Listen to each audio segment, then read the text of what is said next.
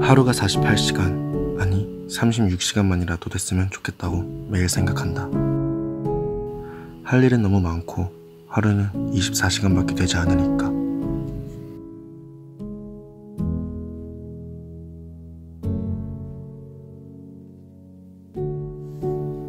할아버지의 노트북에 들어있던 영화 속 대사였다. 노트북, 실제로는 처음 보는 물건이었다. 하지만 노트북이라 확신할 수 있었던 이유는 시리에서 봤던 기억이었다.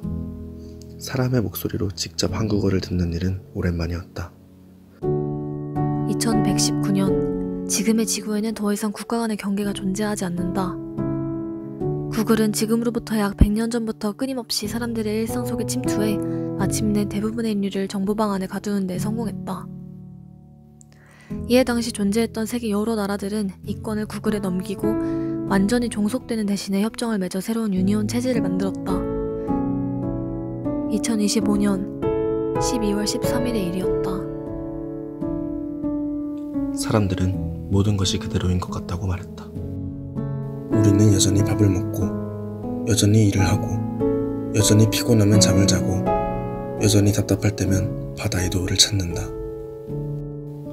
그러나 동시에 사람들은 모든 것들이 달라졌다고 말한다. 구글의 기술력을 바탕으로 세워진 유니온 체제에서는 언어의 장벽도 바다를 건넌 대륙 간의 이동도 전혀 문제되지 않았다. 이제는 방언이 되어버린 과거 여러 나라의 언어들은 뇌파를 통해 자동으로 번역돼 인식되고, 육지를 넘어 바다라는 영역에 집중하기 시작한 인류는 바닷속과 바다 밑, 오직 교통만을 위한 층을 만들어 어디든 순식간에 도착할 수 있었다. 모든 것들은 낮과 밤의 삭제라는 결과를 불러왔다. 공간의 한계를 완전히 무너뜨린 사람들에게 시간의 한계를 무너뜨리는 일은 쉬웠다. 태양이 비추는 시간에 태양이 비추는 경도상의 곳에 위치하게 되면 인간에게 낮과 밤은 더 이상 자연에 의해 주어지는 시간이 아니라 선택할 수 있는 시간이 되었다. 하루는 더 이상 24시간일 이유도 의미도 없었다. 일과 여가의 효율성을 위해서도 그 편이 바람직했다. 편의를 위해 시간의 기준은 전 세계가 통일되었다.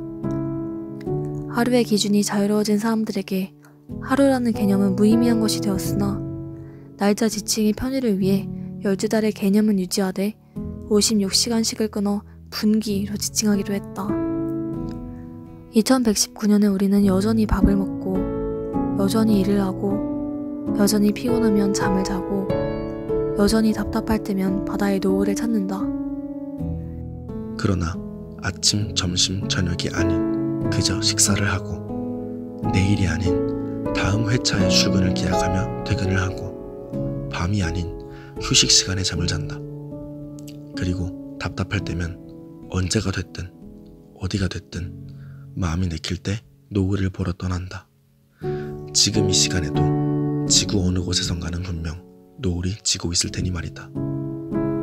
결국 우리는 더 이상 24시간을 살지 않는다. 이런 2119년을 배경으로 하는 우리의 영화는 나의 할아버지의 타임캡슐에서부터 시작한다. 우연히 발견한 할아버지의 타임캡슐.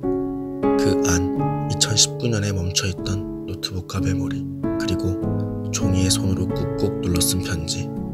할아버지는 구글의 영향력 밖에서 무언가를 우리에게 전해주고 싶은 마음에 굳이 종이에 당신의 생각을 담으셨다. 할아버지의 노트북 속 영화의 주인공에게 한번 묻고 싶다.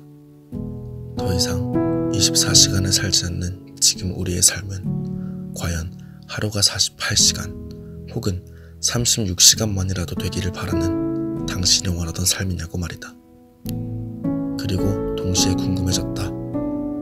나도 이 주인공과 같은 시대를 살았다면 낮이 끝없이 이어지고 월요일 대신에 1-1 분기를 살게 된 지금의 삶을 바랐을지 말이다. 그래서 이 영화를 찍는 이유는 그렇다. 언젠가 100년이 지난 또 다른 어느 날, 지금의 우리가 그렇듯이 누군가 역시 과거에 대해 생각하고 사무치게 익숙한 것들을 낯설게 바라볼 수 있도록